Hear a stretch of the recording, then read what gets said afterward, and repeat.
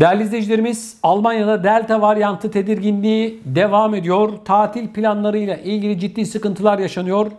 Almanya'da her geçen gün Delta varyantı bağlantılı vaka sayılarının artması üzerine vatandaşlar tatil planlarında değişikliğe gitmeye başladı. Havayolu şirketlerinden verilen bilgilere göre İspanya ve Portekiz gibi tatil ülkelerinden geri dönenlerde Delta varyantına rastlanması yeni tatile gidecekleri ürküttü. Son yapılan kamuoyu araştırmasında vatandaşların 4'te 3'ünün riskli bölge ilan edilen ülkelere gitmekten vazgeçtiği ortaya çıktı. Ankete katılanların %25'inin korona riskine rağmen tatile çıkacaklarını ifade etti. Robert Koch Enstitüsü verilerine göre Almanya'daki vakalar giderek artmaya devam ediyor.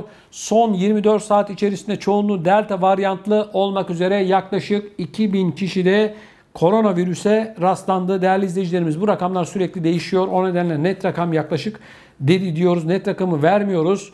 Değerli izleyicilerimiz, aman dikkatli olun diyorum. Maalesef özellikle Portekiz, İspanya ve Yunanistan. Evet değerli izleyicilerimiz, Yunanistan'da koronavirüsle ilgili ciddi bir patlama durumu söz konusu. Yunan adalarından ciddi koronavirüsle ilgili haberler gelmeye devam ediyor. Maalesef pek çok adada, Yunan adası komple kapatıldı. Turistlerden içeriye hiç kimse alınmıyor. Zorunlu haller dışında adaların pek çoğuna girişe müsaade edilmiyor. Aman dikkatli olun diyorum. Yunanistan, evet değerli izleyicilerimiz, Yunanistan'da durum çok ciddi. Çünkü Yunanistan milyonlarca turist alıyor. Görüyoruz ki para için şu anda Yunanistan kırmızı alarm vermiş durumda. Ama önümüzdeki günlerde maalesef, üzülerek söylüyorum bunu, Yunanistan'ın durumu hiç de iyi olmayacak. Maalesef. Saygıdeğer izleyicilerimiz, Almanya'dan Türkiye'ye tatil amaçlı uçuşların 2019 yılına göre 2 katına çıktığı belirtildi. Fiyatlarda da ciddi bir artış durumu söz konusu. Yapılan araştırmaya göre Almanlar İspanya'dan sonra en çok Türkiye'yi tercih ediyor. Pazar araştırmalarıyla tanınan Check24'e göre aktüel olarak en fazla Türkiye uçuşları ilgi çekiyor. Bu tatil sezonunda Türkiye uçak rezervasyonları 2019 rakamlarına göre %100 artış gösterdi. Türkiye uçak fiyatlarının 2019 yılına göre %8 yükseldiği, uçuşların bu yıl içindeki ortalama fiyatının 347 euro olduğu kaydedildi. Henüz tatile çıkmamış olanların rezervasyon için acele etmesi gerektiğini söyleyen araştırma uzmanı Sebastian Seger, pandemi nedeniyle havayolu şirketleri planlamalarını dikkatli yapmak zorunda kaldı. Kapasiteler sınırlı olduğu için fiyatlar artış gösteriyor dedi. Almanların en fazla ilgi gösterdiği İspanya uçuş fiyatlarının ise %34 dolayında artış gösterdiği ortaya çıktı. Almanların en fazla tercih ettiği ülkeler şöyle: İspanya, Türkiye, Yunanistan, İtalya, Portekiz, Avusturya, Hırvatistan ve İsviçre. Evet değerli izleyicilerimiz, Almanya'da yaşayanlar en çok bu ülkelere gidiyor. Ancak şunu söylememde fayda var. Şu anda uçak biletleriyle ilgili ciddi bir sıkıntı söz konusu. Fiyatlar uçmuş vaziyette. Bundan bir ay öncesine kadar 300-350 euro civarında olan gidiş dönüş biletleri şu anda değerli izleyicilerimiz 600 euroyu çok rahat bir şekilde geçmiş vaziyette. 4 ya da 5 kişilik bir aile düşündüğümüzde yaklaşık 3000 euro civarında uçak bileti, sadece uçak bileti masrafı var. Otel yok, konaklama yok, yeme yok, içme yok değerli izleyicilerimiz.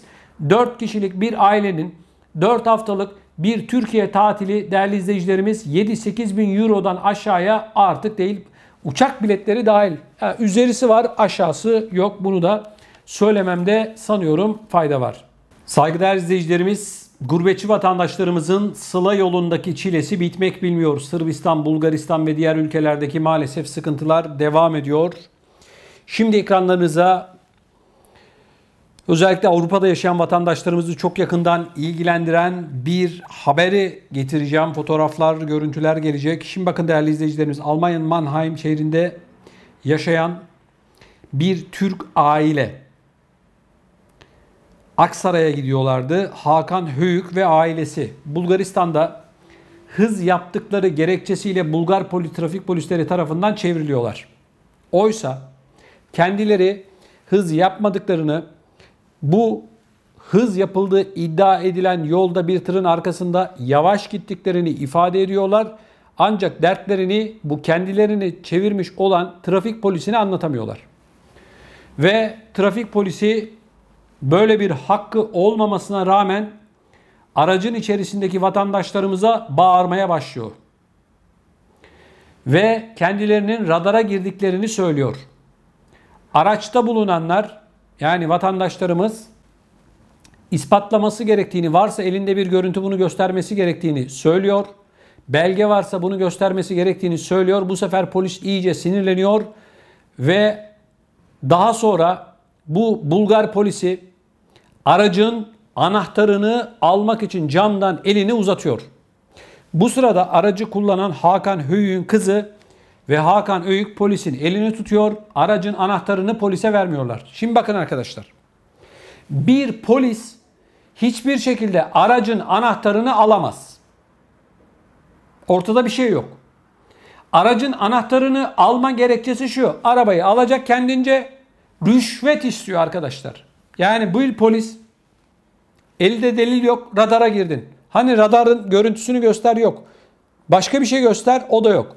Şimdi bu Bulgaristan polisinin bu alçaklığı, bu, hani daha da ağır konuşmak istemiyorum ama, gurbetçi vatandaşımıza yapmış olduğu geçmişte de ve halen de devam eden bir sıkıntı. Gümrüklerde rüşvetler eskisi kadar olmasa da Bulgar gümrüğünde çalışmıyorlar ve rüşvet almaya devam ediyorlar. Keyfi uygulamalar söz konusu. İşte Türkiye'ye giden yol güzergahında Bulgar polisleri adeta pusuya yatmış vaziyette gurbetçi vatandaşlarımızdan rüşvet almak için 50.000 tane takla atıyorlar. İşte değerli izleyicilerimiz, bu vatandaşlarımızın başına gelen, Hakan Höyük ve ailesinin başına gelen olay bu. Hatta bu olay sırasında bu vatandaşlarımızın pasaportlarını, kimliklerini istiyor. Olay anlaşılıyor. Tabii vermiyorlar haklı olarak. İyi ki vermediler. Verseler parayı, rüşveti vermeden bir daha onlardan alamazlardı. Alamazlardı. Şimdi bakın, Bulgaristan, ben kendimi bildim bileli bu tür olayların merkezi. Alçaklığına devam ediyor. Böylesine ucuz bir şekilde vatandaşlarımızın bütün psikolojisini bozmaya devam ediyor. Türkiye heyecanını kırmaya devam ediyor. Bununla ilgili olarak da Türkiye'nin Dışişleri Bakanlığımızın ve Yurt Dışı Türkler ve Akraba Topluluklar Başkanlığımızın gereken adımları atması gerekiyor. Rüşvetçi Bulgarlardan artık gurbetçilerimiz bıktı, usandı. Eminim ki geçmişte siz de benzer olaylar yaşadınız. Bulgarlar, evet, Bulgar polisi, gümrükçüsü Türkleri adeta avlamaya çalışıyor. Rüşvet bitmiyor arkadaşlar. Gümrüklerde çalışmıyorlar. Saatlerce vatandaşlarımızı bekletiyorlar. Halen bekletiyorlar. Türkiye gümrüğünde yaklaşık 30-35 dakika süren bir aracın işlemleri, değerli izleyicilerimiz, Bulgaristan tarafında 6,5-7 saat sürüyor. Çünkü çalışmıyorlar adamlar. Çayını, kahvesini içiyor. İnsanlar orada kuyruklarda beklemeye devam ediyor. Hiç kimse de kardeşim siz burada ne yapıyorsunuz? 6-7 saat bir araç, insanlar bu şekilde bekletilir mi demiyor. Kardeşim ben Hatice'ye değil neticeye bakıyorum. Gümrükte şu anda, Bulgar gümrüğünde en az 4-5 saat bekletiliyorsa ortada bir sahipsizlik durumu söz konusudur. Gurbetçi vatandaşın bu çilesinin bir an önce bitirilmesi gerekiyor. İşte rüşvetçi polisleri görüyorsunuz. Bunlar, bu alçaklar, bu namussuzlar rüşvetin peşinde koşuyorlar. Radara girmiş. Göster kardeşim görüntüyü, yok. Sen radara girdin. Kaçıncı yüzyılda yaşıyoruz kardeşim? Hangi yüzyılda yaşıyoruz? Benim yaşadığım bir olay anlatayım. Bundan yaklaşık 15 yıl önce, değerli izleyicilerimiz, Bulgaristan'dayız. Sofya'dan Türkiye'ye doğru geliyoruz. Bir tane trafik polisi çevirdi. Dedi ki radara girdiniz dedi. Ben de dedim doğal, hani radar? Nerede radar?